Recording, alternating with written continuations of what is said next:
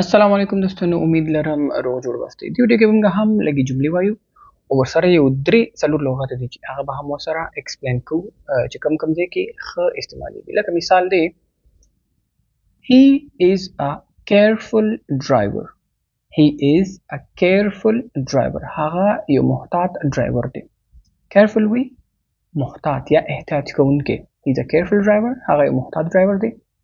خو که چېرته موږ به وایو دا د هغې متضاد اپوزیټ وایو نو موږ څنګه ویلی شو he is a careless driver.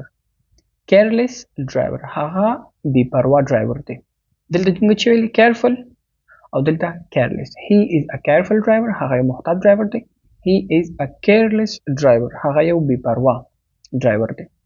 نو دلته موږ دوه لغتونه باندې فی الحال خبرې کوو، یو careful یو careless. یو معنا ده احتیاط سره او یو معنا ده بې احتیاطۍ والا. لکه مثال he is very careful.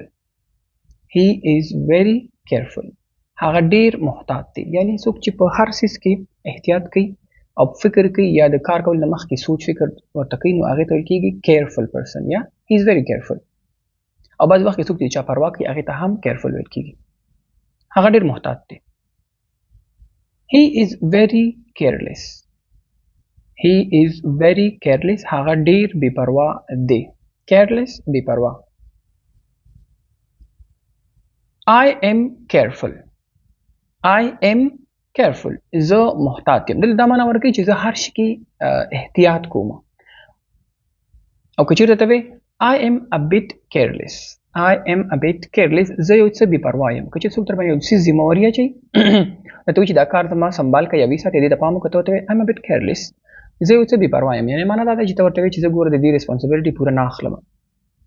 مثال زه اوس وایم my friend is very careful یعنې معنا دا ده د هغې صفت هم کوم او دا وایم چې د هغه ډېر پروا کوونکی دی یا کار کولو کې ډېر محتاط دی. او که کیرلیس ورته استعمال کړه معنا دا ده چې هغه بې پروا دی. بل مثال دی be careful with your words. be careful with your words په خپلو خبرو کې احتیاط وکړه. be careful with your words یعنې خبرو کول نه مخکې باید ته محتاط اوسې، احتیاط وکړې. don't be careless with your words. don't be careless with your words خپل خبرو سره بې پروایي مه کوه یا بې پروا مه اوسه. معنا دلته خبرو کې د احتیاط کوه چې یعنې خبرې کول نه مخکې سوچ وکړه. دلته معنا ده چې یعنې don't be careless with your words یعنې ډېر اکو بکو خبرې یعنې ونه کړي.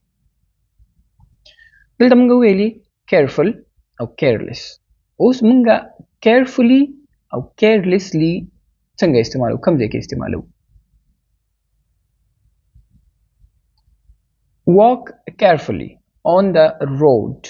walk carefully on the road په سړک باندې په احتیاط سره وګرځئ، احتیاط سره پرې ځه. carefully احتیاط سره. موږ هلته ویلي چې careful او careless دلته موږ که چېرته carefully راشي نو موږ ورته احتیاط سره. هلته محتاط و دلته احتیاط سره. احتیاط سره. he walks carelessly on the road.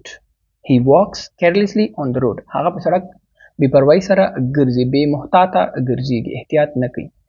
بې پروایي سره. دلته carelessly هم بې پروایي سره. هلته بې پروا و دلته بې پروایي سره. او هلته محتاط یا احتیاط و دلته احتیاط سره. he carefully wrote his name. he carefully wrote his name. د wrote چې د write د لیکلو دویم حالت دی روټي. هغه خپل نوم په احتیاط سره ولیکه. he carefully wrote his name. he carelessly threw the book. he carelessly threw the book هغه کتاب بې احتیاطه وغورځوه. د throw دویم حالت threw دی. پاتې یو څو مثالونه. I carefully cleaned the room. I carefully cleaned the room ما په ډېر احتیاط سره کوټه پاکه کړله. او که چېرته زه ووایم I cleaned the room carelessly ما بې احتیاطۍ سره کوټه پاکه کړله. careful یعنې که زه ووایم he is a careful father هغه یو پروا کوونکی پلار دی. careful father پروا کوونکی پلار. یا ووایم he is a careless friend. he is a careless friend هغه بې پروا کوونکی یا پروا نه کوونکی ملګری دی. اوس ته I do things carefully. I do things carefully. زه په احتیاط سره شي نه کوم، یعنی کار چې کوم هغه carefully کوم، احتیاط سره کوم. Sometimes I do things carelessly. Sometimes I do things carelessly. بعض وخت زه په بې احتیاطۍ سره یو کار کوم، یعنی احتیاط پام مې نه ورته بې احتیاطۍ سره نه کار وشي. دا یو څلور پنځه لغات وو چې دا د دې معنا ورکوي. دا دوه چې دې ته ویل کېږي adverb او دوه چې دي adjectives دي. careful او careless چې دي دا adjective دي، او carefully او carelessly دا چې دي دا adverb دي. نو ان شاء الله روان وخت کې په ویډیوګان کې موږ په part of speech کې مکمل ټول وایو ان شاء الله. خیر.